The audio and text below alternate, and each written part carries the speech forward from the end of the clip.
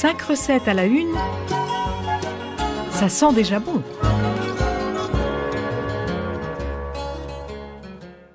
Bonjour, voici aujourd'hui la recette du chili vegan au quinoa sans gluten. Pas d'inquiétude, vous y retrouverez les saveurs fumées et épicées de la recette traditionnelle, la viande en moins. Bref, c'est un chili sin carne. Voici les ingrédients. Pour les légumes, 2 cuillères à soupe d'huile d'olive, un gros oignon blanc émincé ou 4-5 petits oignons sauciés, un gros poivron rouge coupé en dés, un piment jalapeño émincé ou pour faire simple et moins piquant, une demi-cuillère à café de mélange pour fajitas, 4 carottes coupées en dés, 400 à 450 g de champignons de Paris coupés en dés, 4 branches de céleri coupées en dés, 4 gousses d'ail émincées. Pour les épices, 4 cuillères à soupe de chili en poudre. Vous sélectionnez doux ou épicé en fonction de vos goûts. 2 cuillères à soupe de cumin moulu. 2 cuillères à soupe de paprika moulu pour le côté fumé. Du sel et du poivre aux 5 baies. Les autres ingrédients. Il vous faudra 3 cuillères à soupe de concentré de tomates.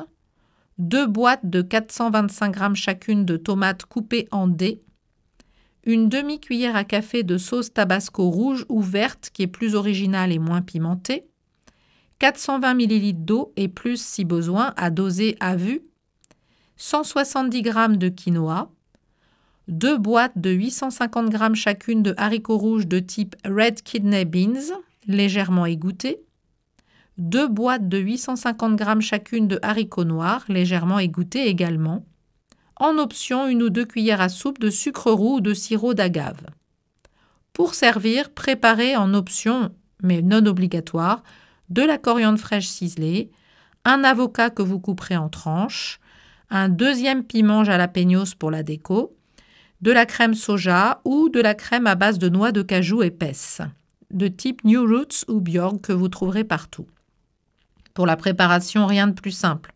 Dans une grande casserole en fonte ou une cocotte, faites chauffer l'huile d'olive sur feu moyen, ajoutez les légumes que vous avez préalablement coupés en morceaux et faites sauter pendant 2 minutes jusqu'à ce qu'ils soient un peu dorés.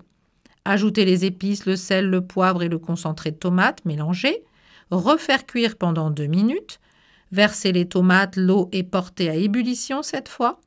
Lorsque l'eau commence à frémir, incorporez votre quinoa et réduisez à feu moyen doux. Le seul problème de cette recette, c'est qu'il faut rester à côté, car il faut laisser frémir pendant 15 minutes jusqu'à ce que le quinoa soit cuit, et il faut rajouter et doser un petit peu plus d'eau pour pas que ça prenne au fond. Ensuite, ajoutez les haricots rouges, les haricots noirs, goûtez et ajustez l'assaisonnement à votre goût. Vous ajoutez plus ou moins de chili, plus ou moins de cumin ou de paprika, car il apportera une saveur plus ou moins fumée. Du sel pour le goût, et éventuellement votre sucre roux ou sirop d'agave pour adoucir cet ensemble d'épices et faire ressortir les autres saveurs. Vous allez pouvoir servir tel quel avec du riz blanc et garnir de coriandre fraîche ou de persil plat. Et pour finir, coupez l'avocat en déco en tranches et garnir d'une cuillère de crème épaisse, la crème de soja ou de noix de cajou. Voilà, votre chili est prêt, effet garanti. Bon appétit à tous! C'était 5 recettes à la une, à réécouter sur radiofidélité.com.